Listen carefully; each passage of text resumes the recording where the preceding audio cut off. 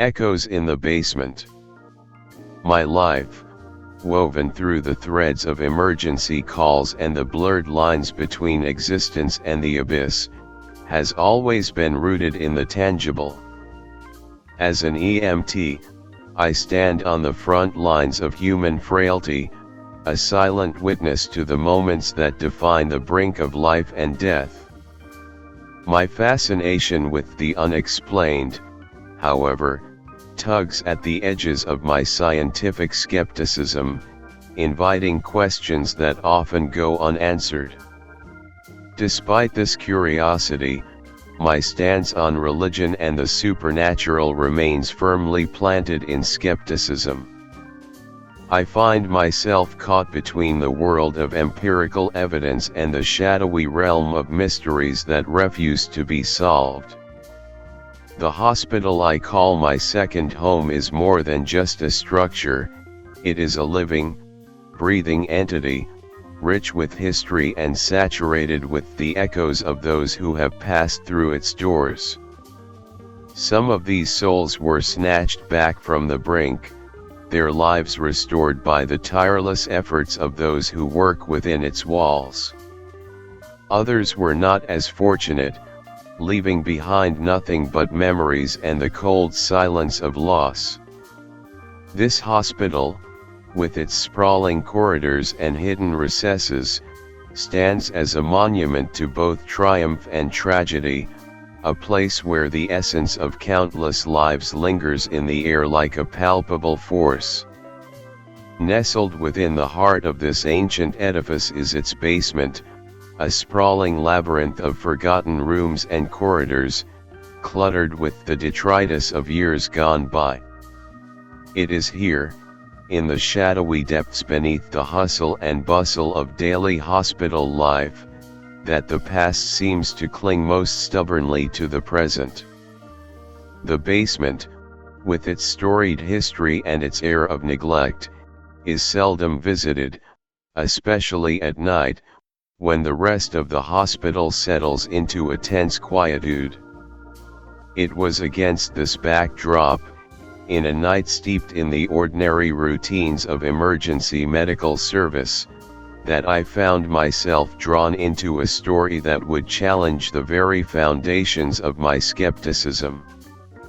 A routine call, a need for a new gurney due to unforeseen circumstances, led me down into the bowels of the hospital, into a realm where history and the present collided with unexpected force.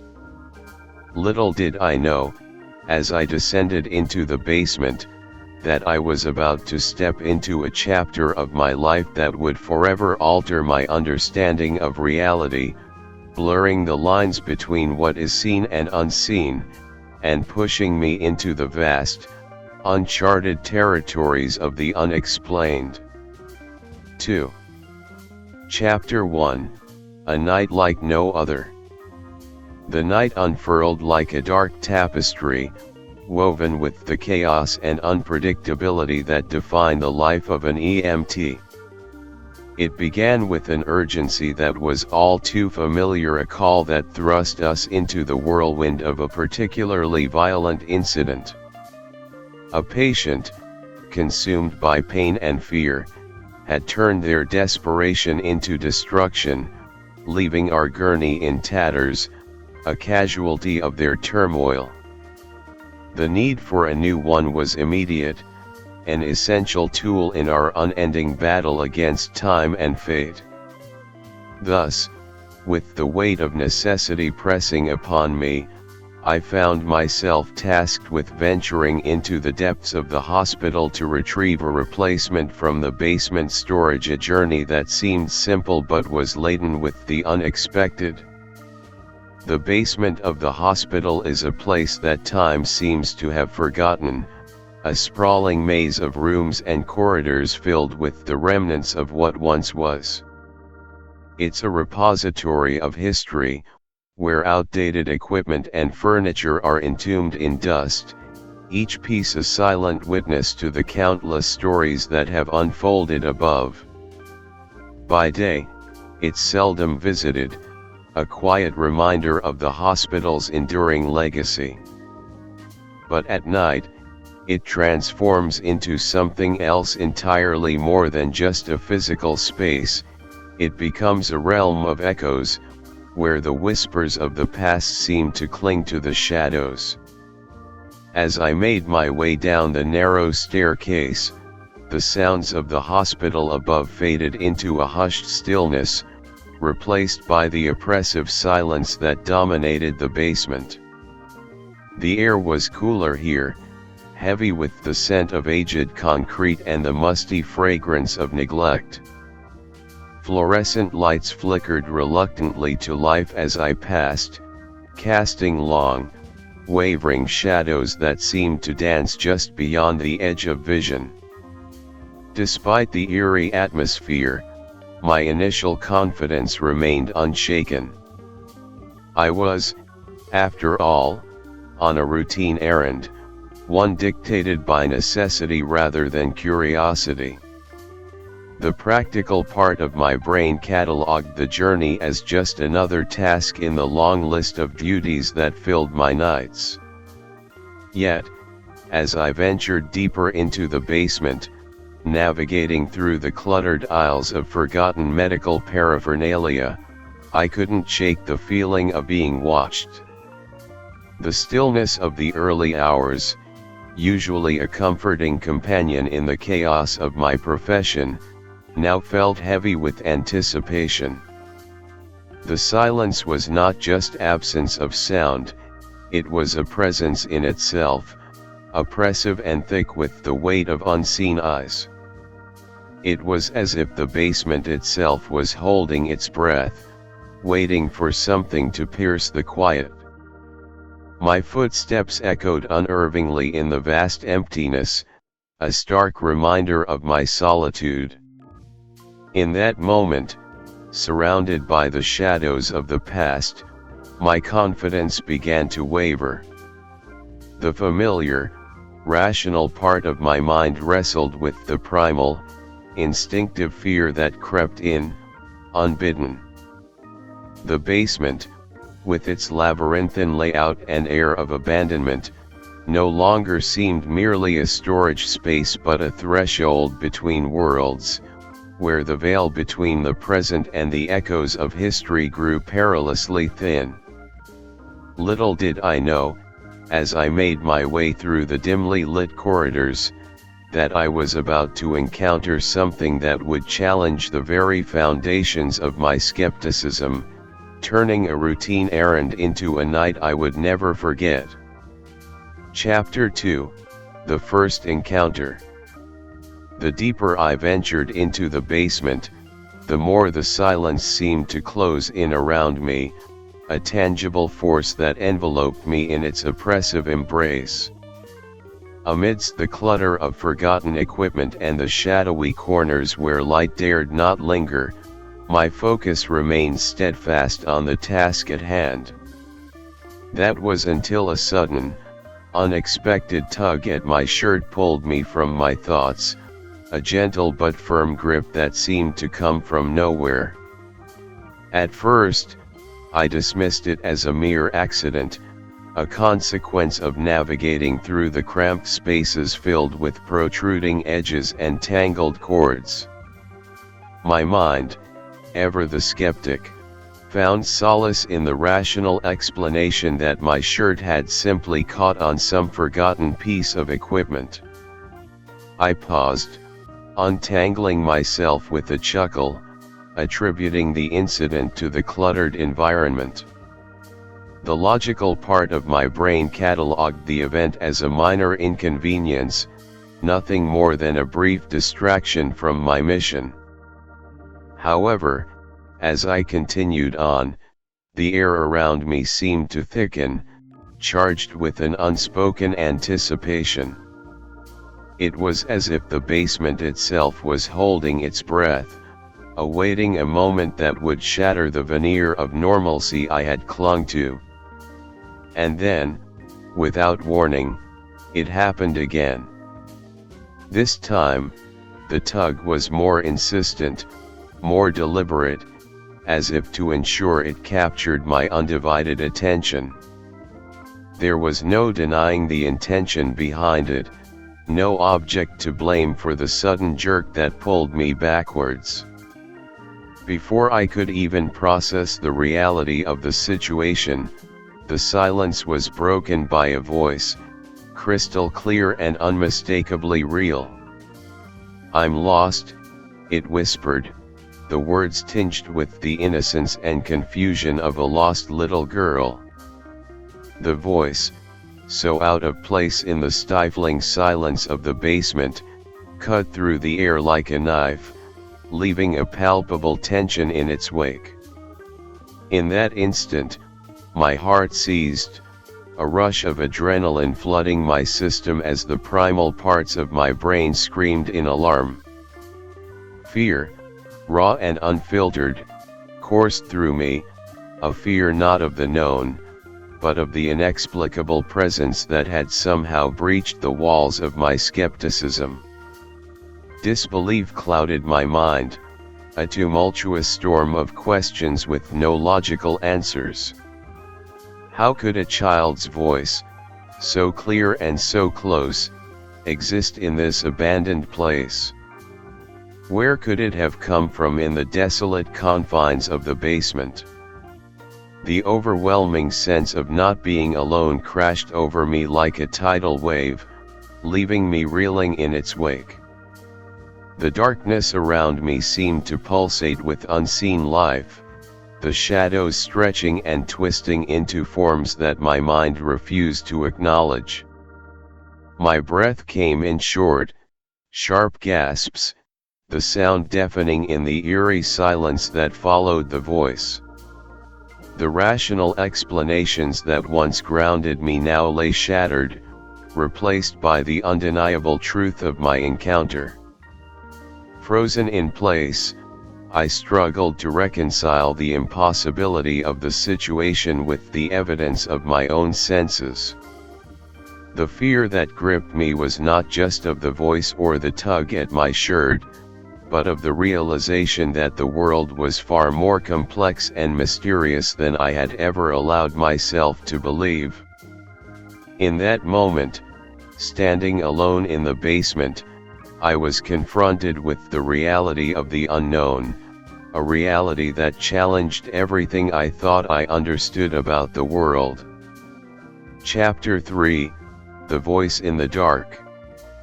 In the aftermath of the voice, the silence of the basement seemed to press in on me with an almost physical force, a suffocating cloak of darkness that threatened to swallow me whole. The rational part of my brain, trained to remain calm under pressure, scrambled to regain control, to make sense of the senseless. Yet, the fear that coursed through me was primal, a visceral response to the undeniable reality of the voice in the dark. With a shaky hand, I reached for my radio, the familiar weight of it both a comfort and a lifeline in that moment of utter isolation. I called for my partner, my voice betraying none of the turmoil that raged within me. I cited the need for assistance with the gurney, a thinly veiled excuse that masked my true desire, not to be alone in the face of the unknown. The wait for their arrival was agonizing, each second stretching into eternity as I stood frozen in the spot where I had heard the voice, my every sense heightened to the point of pain. As the moments ticked by, my emotions waged a war within me. Fear, raw and consuming, battled against the ingrained instinct to help, to reach out to the source of the voice that had so clearly articulated a plea for assistance. It was a voice that spoke of vulnerability, of being lost and alone, and everything in me as an EMT wanted to respond, to offer aid and comfort. Yet, how does one help a presence that cannot be seen, a voice that belongs to no visible source? The rational explanations for what had occurred or what I thought had occurred began to crumble as I stood there in the darkness, leaving me grappling with the possibility that I had encountered something beyond the scope of my understanding. The fear of what might be lurking in the shadows, watching me with unseen eyes, was a palpable force, yet it was countered by the undeniable pull of my duty as a caregiver, even in the most extraordinary of circumstances. This internal conflict was a strange sensation, a tug of war between the skepticism that had always guided me and the undeniable evidence of my own senses. The part of me that had dedicated my life to helping others, to rushing in where others might hesitate, now faced the ultimate test.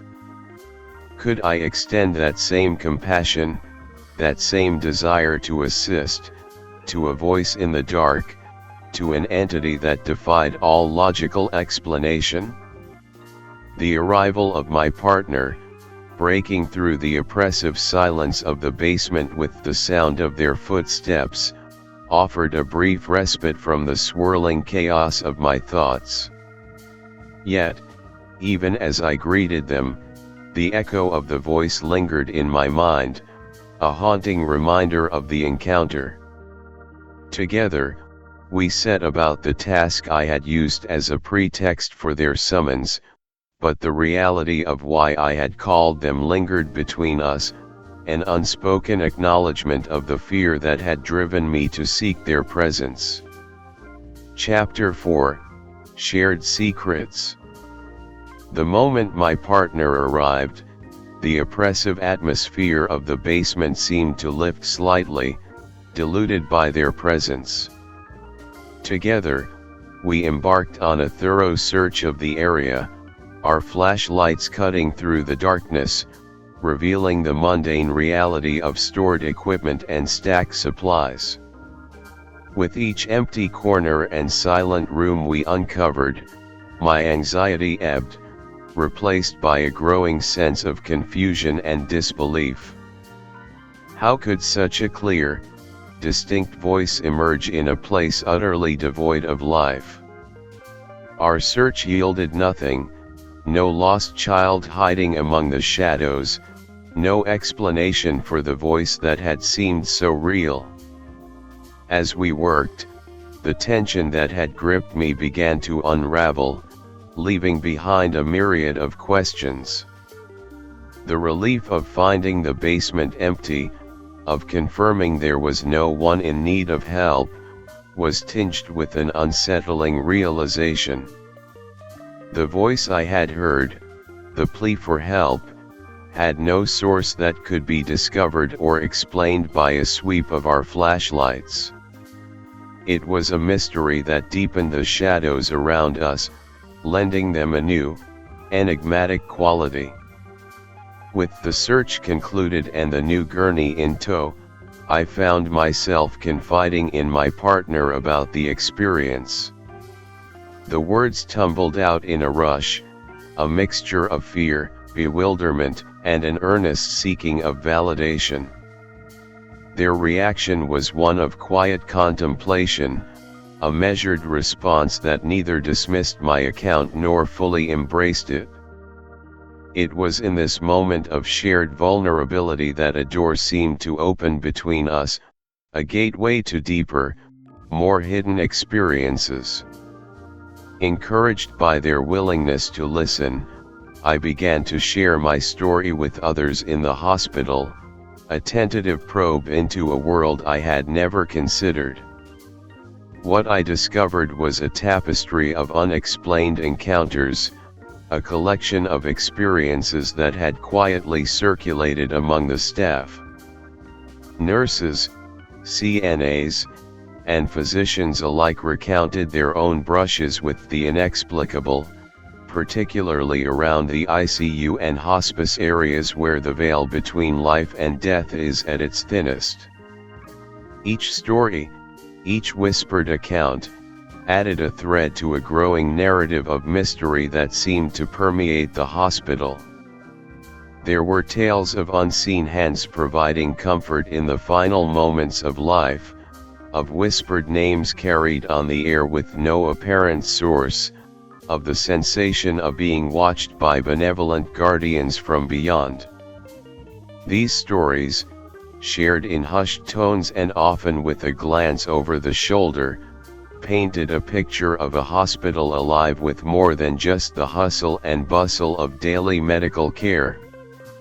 This hidden tapestry of experiences, once uncovered, changed the way I viewed the hospital and my place within it. The skepticism that had once defined my outlook began to waver, softened by the undeniable weight of shared experiences. The hospital, with its long history of life, death, and the in-between, seemed to hold within its walls a reservoir of unexplained phenomena, a collective memory of those who had passed through its doors. As I delved deeper into these shared secrets, I found a sense of solidarity with my colleagues, a shared acknowledgement of the mysteries that danced just beyond the edge of understanding. This journey into the unknown, sparked by a voice in the dark, had led me to a profound realization, that within the confines of our hospital, the realm of science and the realm of the supernatural were not mutually exclusive but intertwined, each leaving its mark on the other in ways we were only beginning to understand. Conclusion. In the wake of that night, my perspective on the world around me, both seen and unseen, has undergone a profound transformation.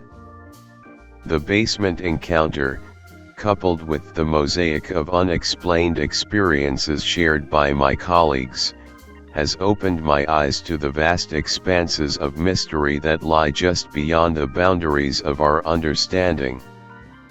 While my skepticism towards religion and the supernatural has not entirely dissipated, it has been irrevocably softened, reshaped by the realization that there are phenomena in this world that defy logical explanations.